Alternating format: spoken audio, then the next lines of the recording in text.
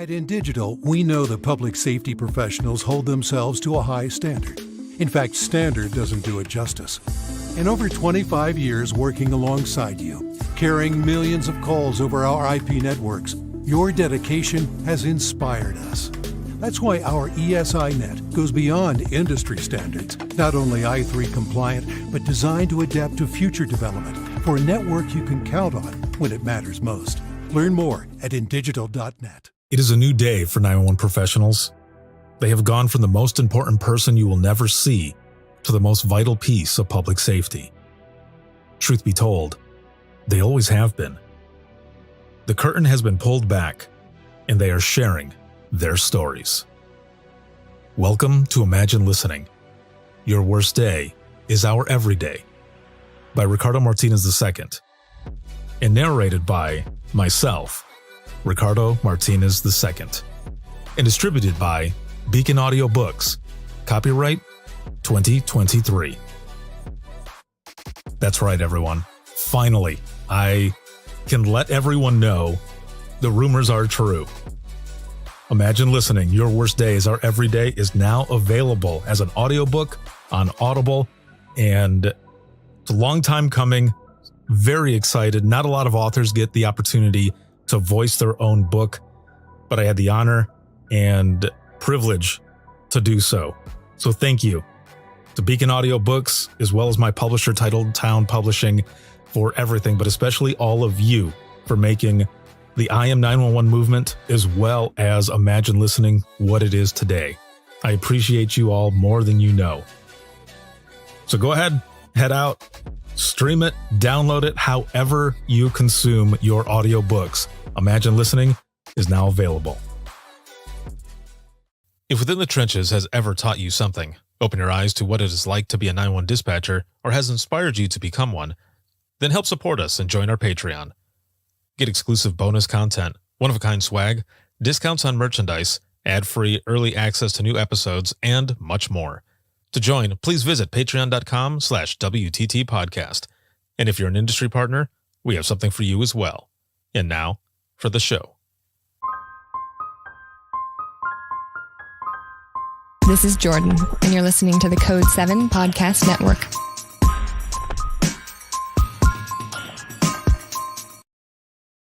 Warning. This episode contains the 3 A's of podcasting: adult content, adult language, and awesomeness. You've been warned.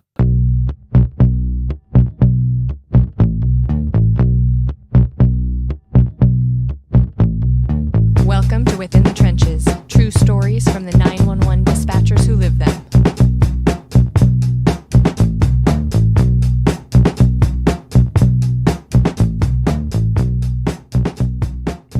Hey, what's going on? This is Ricardo with the Code 7 Podcast Network, and this is going to be Within the Trenches, true stories from the 911 dispatchers who live them. This episode is sponsored by InDigital, a leader in next-gen core services, and a big shout-out, as always, to all of the subscribers of the podcast, whether it be on Patreon, Facebook, or Circle. Thank you for everything. I wouldn't be able to do what I do if it wasn't for all of you, but especially all of you who are currently watching, listening, sharing, supporting, all of that. Thank you so very much. So I am excited. We've actually been talking about this for a little while, and I'm finally here. I'm currently out here at the Eaton County Central Dispatch Center, and we're in Michigan, where I was born and raised, baby, here back in the home state. And I am currently here with Libby, and she is a dispatch supervisor with Eaton County. How's it going? That is correct. Going very well. All right. So, there's been a lot of different things going on this past week. A lot of it has to do with weather. So I do want to ask you that right away, because when I went to turn to come towards the center, I almost pulled off just so that I could take some video, because I was waiting for, I don't know, maybe some zombies or vampires to come out of the fog. It looked pretty freaky. Yeah. Paired with our entrance surrounded by cornfields. It's a whole experience here. What? Either coming to work, coming to jail, whatever your travels might be, you're gonna enter through the maze of cornfields. So I'm sure the fog helped that atmosphere today. Yeah, I did not see the cornfields. So not only do you have children of the corn, but you have children of the mist, or That's children correct. of the fog. Yes. So that's pretty freaky then. Yeah. That's right. It's a fun place to work. We like it here. What is it like then at night, or if you work mornings real early in the morning? Well, you were a Either one. dispatcher, Yeah. for me, when I'm coming into work at night, my kids were screaming, there were clothes everywhere, library books are flying, so you're really just in a mindset of get to work, your car just kind of goes. And then 12 hours, I leave at 5 a.m, you don't even notice. You're just driving through the cornfields trying to get home. So yeah, it's natural to us, Right. muscle Yes. memory. Exactly. Yeah. I remember one time when I was still working in dispatch over in Allegan that it had snowed so bad that we're telling us, if you need to sleep here in dispatch, just make sure to go ahead and do it, because the road commission and everyone, no one's going to be getting out on these back roads and you might get stuck. And during that time, I was driving a Kia Sophia, and so 4-door sedan, right? And I don't remember if it was front or back wheel or anything, but I had bald tires. And I thought, hell no, I am not going to stay, mainly because the last time I stayed, I got forced over. Oh yeah. Because somebody called They know in where and they're you're like, sleeping. we know Ricardo's in the one room. I won't say the word because we're here in dispatch. Yeah. But I was in that room and I got forced in. So I pushed it and I actually made it through. Yeah, that's right. If you're determined, you will. That's right. Yeah. And a lot of you who are watching and listening, you may or may not know this, but when you're driving through a bunch of snow, you just punch it. You just keep going, because the moment you kind of slow down, I mean, of course, if you need to slow down, you're going to slow down, right? But if you slow down to a point, you're going to get stuck. That's right. So I just kept it floored, and I was just on. going, and it was something else. But it was definitely interesting coming in here, because I couldn't see anything else, and I thought, wow, they must be way in the back. That's right. And it's just super foggy. So yeah, you get into that mode where, like you were saying, you don't even pay attention anymore. Did you ever have any of those moments where you end up having kind of like that tunnel vision, where you're just on autopilot and you get to a certain portion of your way home and you think, how did I even get this far? How did I get here? What did I drive myself home? Yes. How did I get here? My commute used to be much longer. It was a whole 15 minutes, and that was a lot for me. So now it's down to 5 minutes. So hey, that's 5 minutes better. I can do. Yeah, that's awesome. Right. So how long have you been in public safety to begin with? Yeah. So I've been a 911 dispatcher for 14 years. 14 years. So yeah, it goes by fast. Do you come from a public safety family, or did you jump in green? Yes, no, public safety. My grandfather was a firefighter. And then I grew up in a first responder household. My mom retired, 30 years dispatch. And my dad was a firefighter paramedic, and he is still a EMS coordinator, emergency manager. So he's still in it. My sister's a dispatcher, and my brother's a volunteer firefighter. So there was a short period of time where I mistakenly thought maybe I would do something else. I like how you put that. And yeah, everybody else knew that that's not what I was going to do. But you can't tell a high school graduate anything. So I went off. I tried my best. I said, I can't get a job. What am I going to do? And my mom said, well, sounds like you're going to be a dispatcher.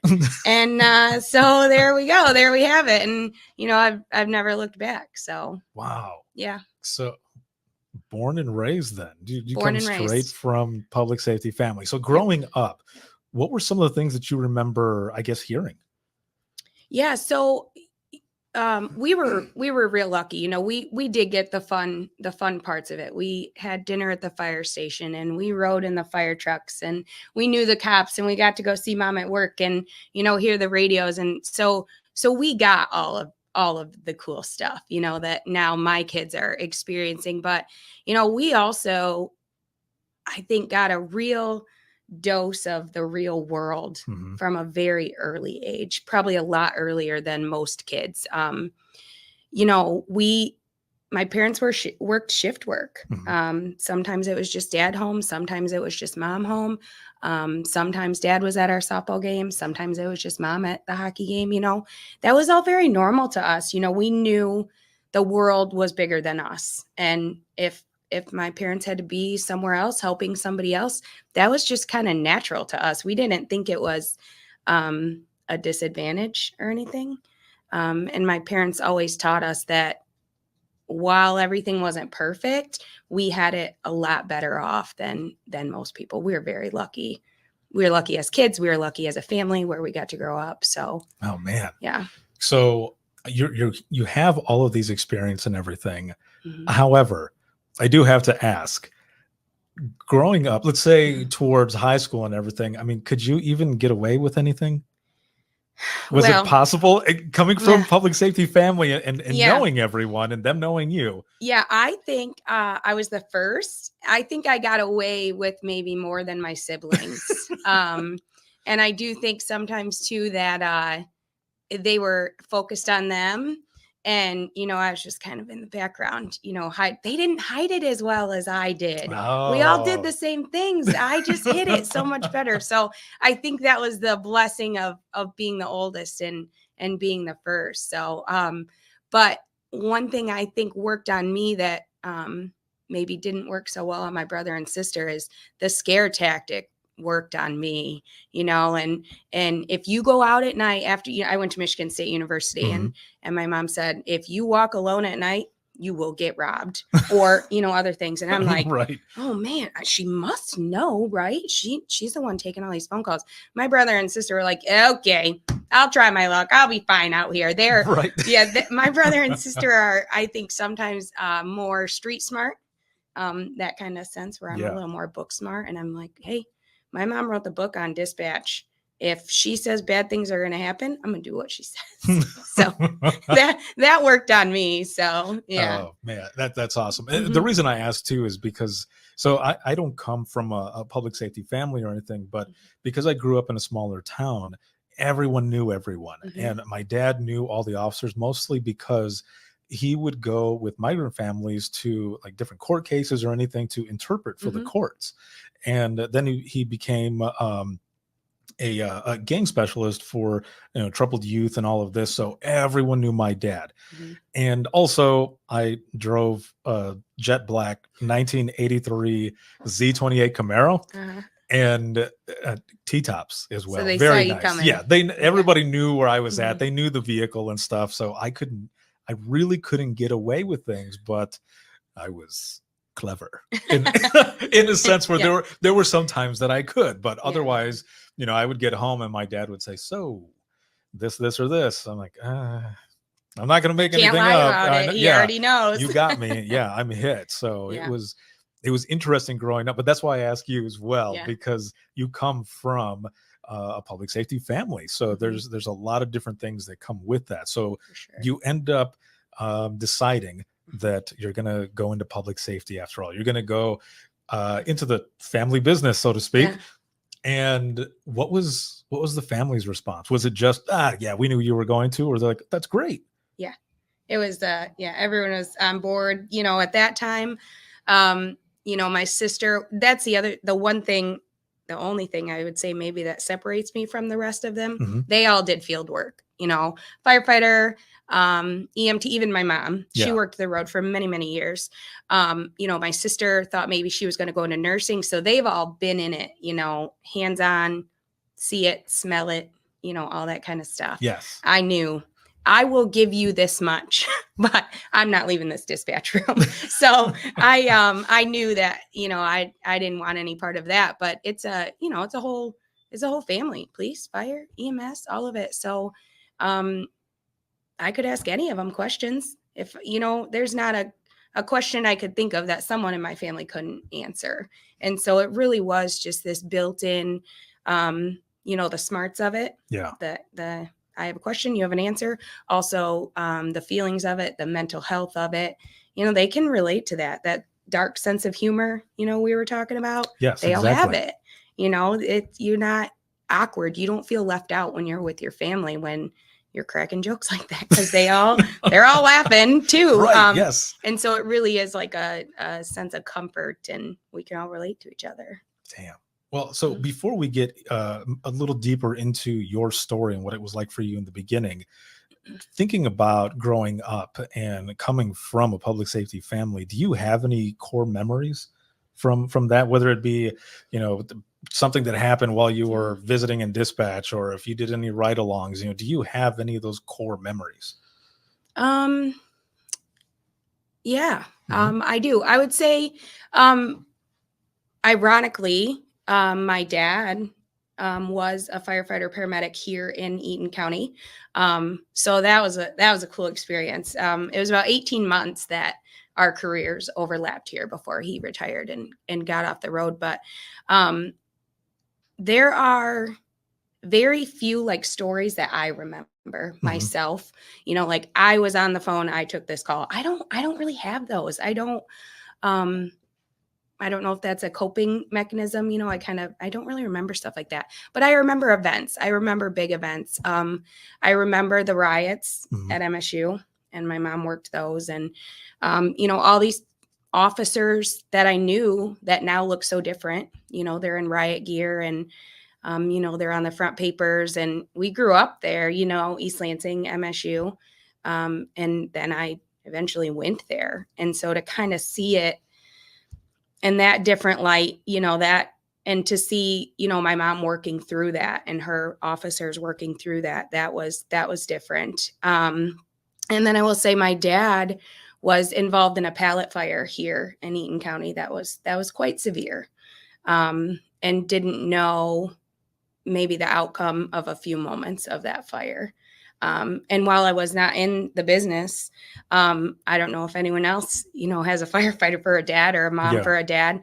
The radio's in the house. And so you don't know what's going to come across that radio. And so those are the type of things that I remember. And those were from my first responder life, my childhood. Those were not stories that I hold on to at myself as a dispatcher, but I Mhm. think it shaped um, me as a dispatcher and what I want my goal to be outside of this room, in this room. Those are the ones I remember. Wow. See, I can't just listening to you talk about this, I can't even imagine sitting at home knowing that your dad is out there on this pallet fire and then having a few moments there where it's maybe silent Mhm, and you're just wondering what's going on. mhm, And but having that as a part of, one of your core memories and being a supervisor here, anyone who is coming in, whether it be their family or not, because I mean, this is like a family, for all of us sure. here are public safety family. But Mhm, I mean, as their father, sister, brother, whichever, you would be able to express that or share that story to be like, mhm, look, I know what you're feeling, mhm, and then go back into it. I mhm, feel like there's a lot of different situations that we go through. As I said earlier, when we were down talking with all the attendees of the training that's going on here as well, that allows us to help others, whether it be a caller or a coworker or mhm. something else, because we have that type of experience. Yes.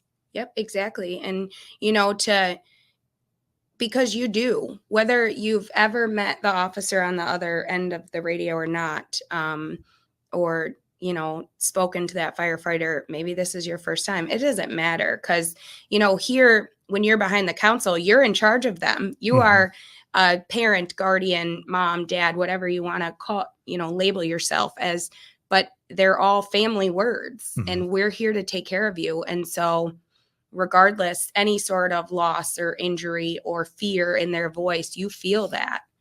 And so it would, be no different than if it was actually, one of our own. Right. Yes. So So you come from this background. You decide you're going to get into the family business, as we're yeah. calling it here now, and you start out with your training. Now you've had all of this, this experience, but now it's you. Now it's your turn. Yes. How was this for you in the beginning? Was Mhm. was there anything that surprised you? Were you overwhelmed at all? Did you have a moment where you're walking in and you see a seasoned veteran dispatcher or call taker doing their thing and you're thinking, Mhm. uh, am I gonna be able to Yeah. do this? Can Like, I did do you have any this? of those Yeah. moments? Oh, for sure. And definitely, the pressure of, okay, everyone else in my family can do this.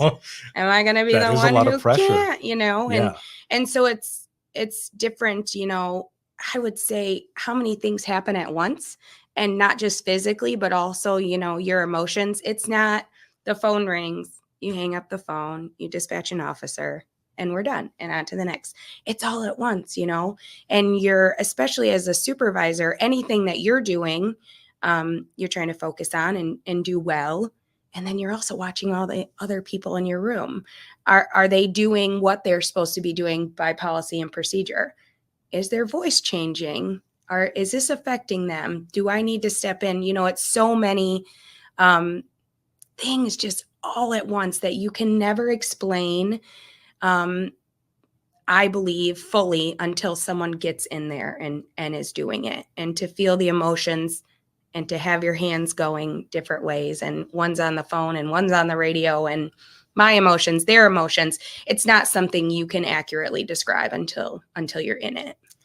I fully agree. Yes, because I've had people ask before, like, what is it like when you're going through training? I'm like, it is all over the place. I mean, you're learning all these different policies and procedures. You're memorizing certain codes and all this other stuff. And then you're also are looking at the geography, because if you're working in a place that you don't live or that you're not familiar with, it's a little bit harder to get all of that down. Versus, like, for myself, when I was working out in Allegan, the whole west side of the county, I knew it. If you told me, you know, a certain place, I would tell you who lives around there and what it looks like. Like, there's a tree that's been there since I was a kid, or, you know, something stupid like that. Yeah. But on the east side, completely different. I didn't really know the east side, so I had to go and do geo rides. For those in the general public who are watching and listening, geo ride is a geography ride where you go and you drive. If you hear, like, Bob's Corner is on, you know, over here, you would drive over there with an officer and say, this is what Bob's Corner is. It's important to know what that is. Your callers are going to say that to you. Exactly. Yes. Yeah. And if you don't know it, they're going to say, everyone knows Bob's Corner, just get them over here. I'm like, well, I don't know Bob or his corner. Yeah. Like, right. And, you know, that's how I was. I would say geography was a big thing when I started. And I remember talking to my sister, and I was lost.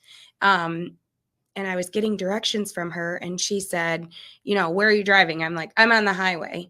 Which one? The one that drives by Walmart. And she's like, oh my word. She's like, which direction are you driving? I'm driving straight. And she's like, okay, well, where's the Walmart? It's on my right. And she's like, I can't with you. I don't know what to do with you right now, because I had no baseline whatsoever. And so with this job, I am much more conscious and realize the importance of knowing where you are. So, yeah. Exactly. I tell people all the time, especially my family, I'll say, make sure you know where you're at all times, whether it's, you know, a cross street. And of course, they're like, what's a cross street? Yeah, like, right. Okay, let me tell you what that is. Or a landmark. What's a landmark? I'm like, a mile marker. Yeah. The highway's numbered. Yeah. Right. Yeah, exactly. Or, you know, you have people who call in and say, I'm right over here by the Meridian. I'm like, what's the Meridian? And they're like, yeah, you know, that grass patch in the middle of the highway is like, oh, the median. Like, that's what I said. I'm like, well, it's not, but it's close, but not close enough. Yes. Yeah. You end up learning all of these different terms and everything else. So, you know, you're learning all of this. And so you're learning geography, you're memorizing these codes and stuff. Now you get to the point where you're starting to take phone calls. And I don't know how it was for you, but for myself, when I was training, we had this here, which we called the umbilical cord. You had always connected. Yes, always connected. You had your trainer next to you. You've got the connections, and they had this little contraption where they could hit the button to mute themselves, or to make them go through, you know, so they could take over the call or whichever and keep going. So now you're getting into the thick of things and you're taking phone calls. Do you remember that feeling? Do you remember what it was like? Was it nerve-wracking? It was very nerve-wracking and frustrating. And of course, you know, now looking back on it, I actually just had this conversation with one of our new trainees this week. She's been here 3 weeks. And we take a phone call, screaming, yelling, you know, whatever. I'm like, okay, we'll have somebody call you, and hang up the phone. And she was like, what? And I'm like, let me try to explain it to you in the real world. What helped me through this is you can have a 2-year-old come up, and this 2-year-old rambles off, you know, a whole thing, whatever. And the 2-year-old walks away, and your friend says, what was that? What was that language? And as the mom, you're like, oh, well, she's hungry. She wants me to turn Bluey on. She needs a blanket and an apple. And she's just like, How did you get that? It's the same thing. It's the same thing. You have to learn how to speak their language. It comes with expecting what they're going to say, knowing the type of things that people call for. You can't teach it. It's something you have to experience. You have to go through it, and you have to relate to your caller, your child, whatever it might be. And while the rest of the world thinks there's no way I would understand any of that, you're able to get them a call from a phone call or from an officer, or get them an apple and Bluey or whatever it might be, because you've learned that language. And it takes time, and it is frustrating, but time is all that we can provide you, because that's what it's going to take. So it makes me think of when I very first started. Well, when I was applying for Allegan, I was also applying at another agency at the same time. And one of the things that they did was they had about 30 of us in a room, and it was a pretty big room. So the acoustics were not great. And it was just like an intercom speaker system. And what they were doing was they played traffic. And for everyone there, they gave us, a piece of paper and pen or pencil, whichever. What they were doing was they wanted us to listen to the traffic between the officer and dispatch. They wanted us to write down exactly what they were talking about. And from 30, it went to about 10 people. Like they narrowed it, like that's how much they narrowed it down. And luckily for me, going into it, I had already about 3 or 4 years of experience listening to people on the radio, whether it sounds like they're eating their mic or whichever, they've got music on, whatever, you can make that stuff out. But it's because you've trained your ears to hear that. Now, on that point of training your ears and such, because you had all of this experience growing up, hearing stuff on radios, going into the center, whichever, do you feel like it was easier for you to develop that dispatch ear where you're, and for those watching and listening, this is what I call it. It's dispatch ear, where you're on the phone, you're not only listening to the caller, but you're listening to their environment, just in case there's anything else going on in the background. Your other ear is listening to the entire room, and you can focus in on each thing that is going on. Did you find that was easier or harder for you, given your experience? I don't think it was easier. As a kid and growing up in that's not what I was thinking of. I was thinking of the cool equipment and the cars and the uniforms. And so, I wasn't kind of focused on that. I think where I benefited from was the mental health of it, the work home life balance, the being able to have someone to talk to about, I can't get this traffic stop to go in, the fundamentals of it. That stuff was all still pretty difficult. And I think it was just having the mental health support behind it. Even, sometimes people they say they're okay with missing the holidays, and then it comes and they're like, it's really not, I don't think I can do this. Which half the time is equally just as hard as taking the phone calls and learning the job and doing all the tough stuff. It's the home stuff and the mental stuff. And so I was very lucky that I already had that. And I think that helped me through and helped me push through the fundamental items of the job. I think that was one of the hard things for me as well, is the fact that I was going to be missing a lot of that family time, even though I was there with my public safety family, and I loved being there with them, because we were there. All we had was each other, right? Family, yeah, exactly. But knowing that there was something that I was going to be missing. I mean, I remember one Christmas that I was working over in Allegan. It was Christmas Eve, and it was an 18-hour shift that I worked straight. And it was not that great. I mean, I loved being there with everyone, but I was missing so much. Plus, I was on phones for 18 hours straight. The worst. Yes. Yeah. Luckily, there was basically a blizzard that was going on. So people were staying home and we were fighting in their house. Right. Yeah. Yes. Yeah. And nobody was really calling us. We were just there waiting for something to happen. Yeah. And we were all on one side playing Scrabble, because that's what we did in dispatch when there was not a lot going on. We would play Scrabble. And so the only other thing that made it good was it was double time and a half. That's So right. that was good. They But pay you well to be there. right. But I remember going home, and it was probably about, I don't know, 5:30, 6:30, something like that in the morning. And my family getting up, us doing Christmas, having Christmas breakfast, sleeping for maybe 2.5, 3 hours. Mhm. Because for me, and I don't know how it is about you, but I felt like I was I felt like I was missing things. Mhm.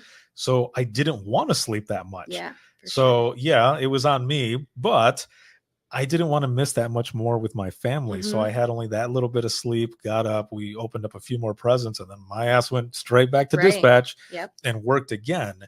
But also with family, I'll share this story really quick. When I first started in dispatch in Central Florida, I was in training, Mhm. and it was New Year's Eve. I was getting out at 10 o'clock. I was working the 2P to 10P shift. And there it was 8-hour shifts, just one dispatch run at a time, but it switched Mhm. every 2 weeks. So it was 6A to 2P, 2P to 10P, and then 10P to 6A Mhm. every 2 weeks. But when you got to that midnight shift, you were on that for a month. Okay. And then you switch right back to mornings, and it was Mhm. horrible. I bet. But I'm on this 2P to 10P shift, and I get a loud noise complaint. And the person starts telling me, one, the type of music, and then starts describing the house. And I thought, oh my God, no. This, can you tell me if there's a deck with like lights? They're like, yeah, you know the house. I'm like, oh my God, that is my house. Now, I didn't say this to the caller, but I said, we'll get somebody out there. And I end up putting it out over the air, and the chief calls up and he's like, isn't that your house? And I said, yes, that is my house. And he goes, are you going to call and warn them? And I said, I didn't know I could, but I mean, I will now. And the officer called me up too, and he goes, that's your house, isn't it? I was like, I already went through this with the chief. Yes, that's my house. And he just starts busting up laughing and hangs up on me. So I'm calling and calling and calling. And finally, can't my hear mom, you. I know, exactly. Yes, they could not hear me. My mom finally picks up the phone and she goes, oh, hi, mijo, what's going on? And I said, you're what's going on? And she goes, there's an officer here. And I said, this is what I'm calling you about. And she goes, what happened? I said, you guys have the music too loud. And she goes, I got to let you go. He's walking up. And I said, okay. Good luck. So I wait, and the officer shows up back at dispatch. He had been out there for a while, and he's busting up laughing, but then he starts like rubbing his stomach. And I said, did they feed you?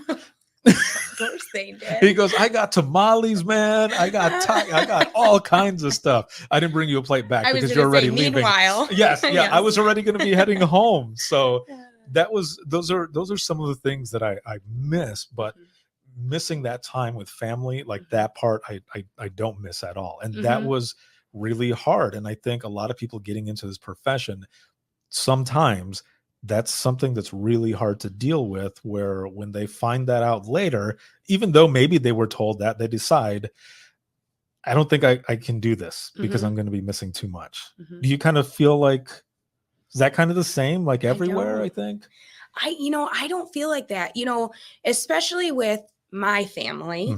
And I understand, I'm very lucky, and this is how I was raised, but my mother's gotten crazier than even normal. We have now planned Christmas 2024. We are this close to booking it.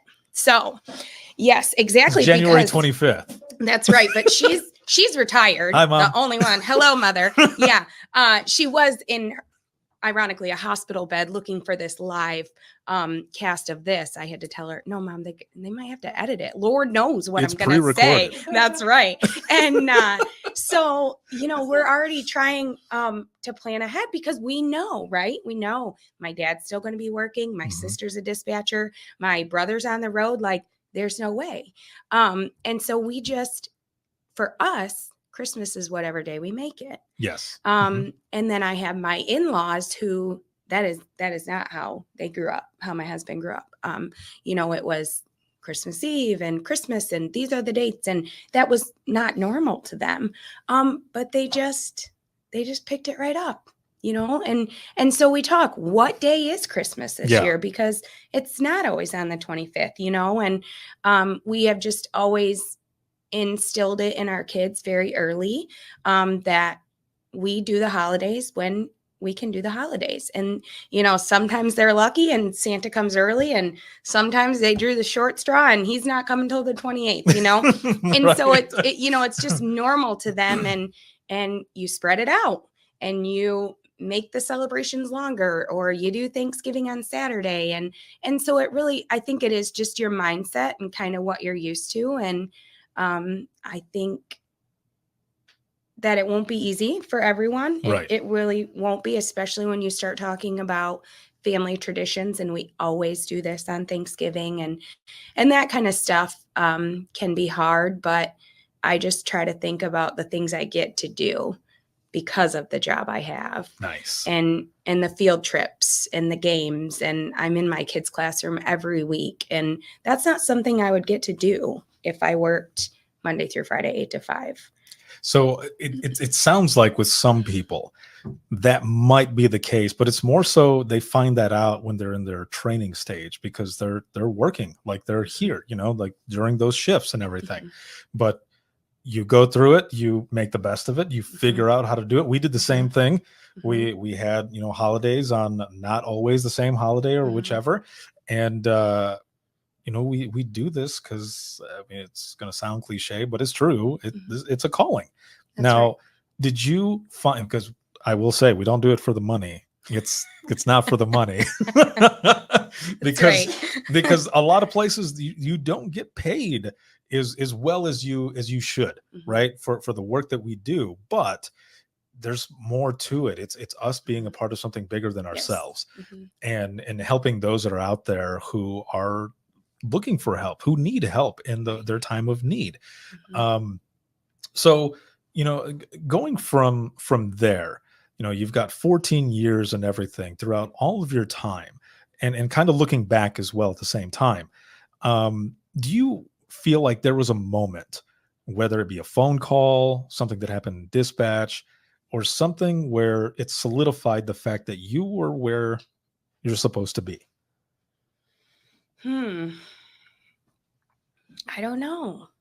I would say in the last couple years, I think is really, I have been very fortunate to work in some really awesome places, and I've got to dispatch next to my mom, and I've got to dispatch for my dad, and all these really cool things. And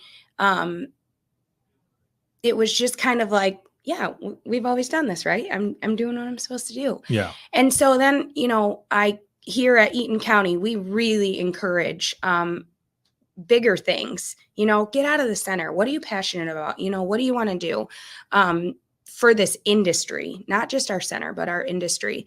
And so these last couple of years, I have really gotten into the mental health aspect of things.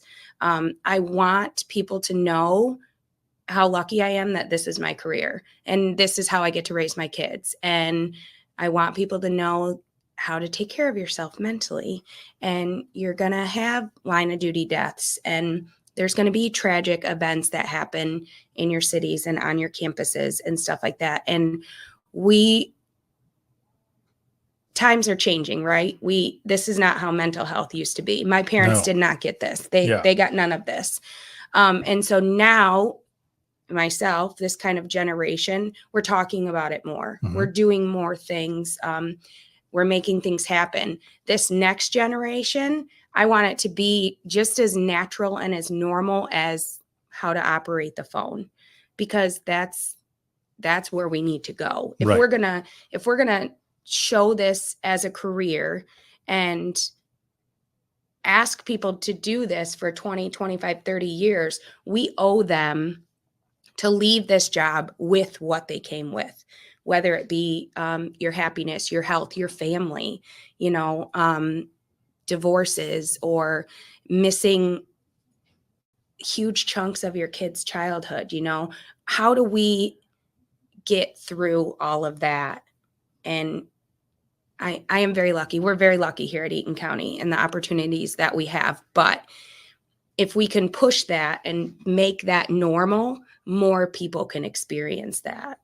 And that's what I hope for. I want people to feel like I feel, like we feel here, that we have the balance and we're leaving with what we came with. Was there a moment then that pushed you more towards that mental health aspect, that whether it be a call or maybe someone that you spoke to or whichever, or something that you heard that you thought, that we need to push this a little more? Everything that you're saying, kind of feel like there might have been some sort of moment, something that really made you want to do that. The hardest decision I've ever had to make in my career, and of course, easier now looking back on it, was the best decision I ever made, was to leave the center that I was at.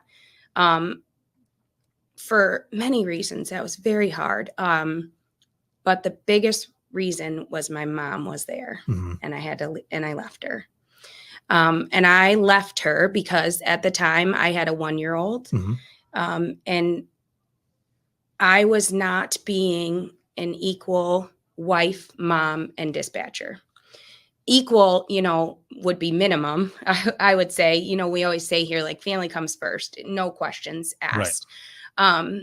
And I was not doing that. And so it was very hard. Like, okay, am I choosing my family that I live with, or am I choosing my mom, raised me, and I'm leaving her here? I felt like I was abandoning her, Right. And it was the hardest decision I ever had to make.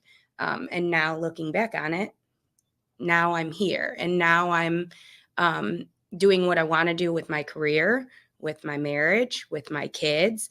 And so now I see what a good decision it was, but it was a hard decision.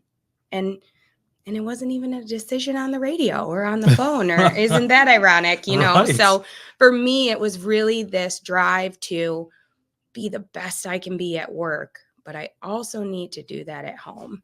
And I'm at a position now where I don't think either one is sacrificed. I love that you shared this just now, because I think there's a lot of people that struggle with this as well, on where to go, what to do, and how to do it, but also what are other people going to think. And I say that because back in 2013, when I left, it was a very difficult decision, because I felt like I was just like you, how you felt like you were, kind of leaving your mom, maybe betraying or whichever. I felt like I was betraying my team, my whole family there. And it was through conversation and just them helping me realize that I was choosing me, and not just me, but that what I was hopefully eventually going to be doing, or somehow through what I was doing, I was not only going to be helping them, but I was also going to be helping 911 as a whole. And I finally did leave, but it didn't come easy. No. I remember the going away party, and I was crying while I was there. I was like, God. I was like, this is crazy. It's Why like, am this I is leaving my this? family. Yeah. I can't believe this. And everything did work out. It's been an amazing experience, but I think a lot of people do deal with things. And I'm happy that you shared that story and that side, because I can almost guarantee there'll be a lot of people who hear that, and it will also help them decide whatever their journey, whatever path they're on right now, to continue to move forward and evolve. And I think that's what we all need to do, is to be able to move forward and evolve, but also be, secure with whatever decision it is that we've made. But you got to take that first step. The first step's always the hardest. Oh my Lord. And especially yes. after we just got done talking about how terrible the training process is, and it's so stressful and long and everything. And I just started all over again. 6 years in, I'd like to do that all again, please. Right. Yes, exactly. So, yeah. But obviously it was worth it, even though Absolutely. the process was a hard thing. It was, terrible or whichever. What it also did was, for you being a supervisor, also if you're, a trainer as well, or whichever, you can help, like you were saying, that next generation come in based on also your experiences, and that'll help them as well. Again, people won't feel alone. So that is awesome. Now, before we get into some of the projects, really quick here with mental health and such, I have a question as we're getting towards the wrap up of this episode as well. What was it like working with your mom, or not just that, but you said you dispatched for your dad as well, I did, right? yeah. So what were those two things like? Because Yeah. thinking about my parents, I love you, mom and dad. I'll say that right now. I don't know. That would be, Uh-huh. it would be fun, but it would also be, Yeah. it'd be nuts. It Yeah. would be something else. Yeah. I'm so close with my mom, like a call every day, kind of, we're very, very close. And so we worked very well in the center. But kind of like, you were describing earlier, you're like, I'm going to tell this story on my podcast, and I know my mom's listening. Yes. And so, when you're working, we're two different generations in that center, and you talk about different things and different things come up. And so, you just kind of got to take it. And my mom knew when to turn around and, not acknowledge, Libby, her coworker, and, her stories or whatever. But, otherwise we always worked so well together, and the sounding board, and, the relationship. She was my best friend, and she had 25 years of experience. What could I ask her that she wouldn't know the answer to? And so that was really good. And, there's some mild stories and then some on the other spectrum. But, I'm sure my mom was grateful for me too, the younger generation. The one call that I remember having to explain my mom, first I had to get her to quiet down, because like people say about me, no one will ever say, I can't hear you. No one would ever say that to me. And so I come by that honestly. But I just remember my mom yelling in the center one day, dogging you out. What do you mean dogging you out? Is there a dog involved? I need you to listen to me. Is there a dog involved? Dogging me. Are you outside? Are you? And, people are trying to help her. Yeah. They can't hear, or she can't hear him over herself, and KMR is what she went by. And they would say, Libby, you got to get KMR under control. You got to go get her. So she finally, gets off the call, and she's like, damn, what does that mean? Dogging me out. And so we had to explain it. We had to explain it to her. She didn't know what that meant. And she's like, God, they just kept yelling, dogging me out. And I'm like, there wasn't even two people there. So, when her experience of 25 years could help me through some high priority things. And then when the kids are throwing lingo at her from campus, I was there to help her. So I call it equal. We benefited equally from each other. Very nice. Very nice. And, my dad was easy. He didn't have a choice. They don't argue with us. This is true. We wake you up in the middle of the night. We tell you to go to this call, and you do it. It's so as easy as so that. he never called you on the phone or anything? Oh, yes, he did. Oh, okay. But, I was going to say, like, you put one out, like, oh, Central, I'm going to call you here. Oh, yeah. And you can call me while you're en route, sir, but you've been sent to a call. So, yeah, that part was easy, right, Dad? I'm sorry, it's 3 a.m. Like we always say, we don't put them in, we just put them out. So that is hilarious. Yeah. So he was the easy one. So, and he only had to put up with me for like 18 months. So, and then he got out of here. So. Yeah. That is awesome. That is cool that you had that experience with the both of them, especially the dogging out thing. That's hilarious. I know. And they still will, you go to the old center, and there's a few of those KMR stories of, some things had to be explained to her. And as her daughter, I was willing to explain most of those. And some of those I just said, nope, that's somebody else's responsibility. So you gotta know your boundaries. Oh, that really quick reminds me of a trainee that we had. We were telling a story about an officer who they ran a lady with the last name of Brown Eye, and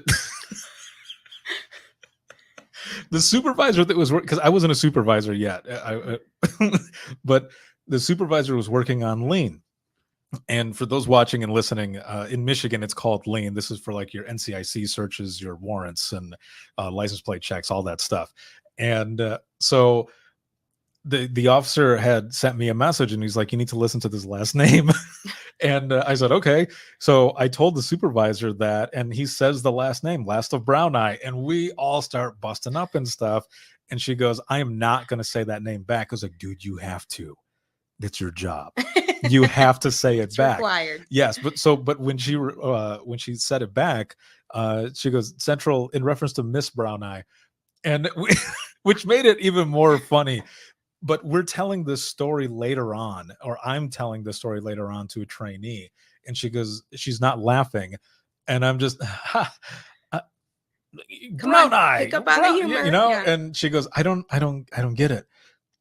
So I had to we had to explain, everybody else that was there, we had to explain what it meant, and she's just like, oh, okay. Yeah, like an awkward laugh, like Right, she'll yeah, get there we're one like, day. all right, yes, That's yes, funny. it's kind of like that, yeah. Kind of like that. So before we get into like the very last question that I have for you, as we get into the wrap up of this episode, you had mentioned before we started recording, there are some projects and stuff that you're working on. What are some of those projects?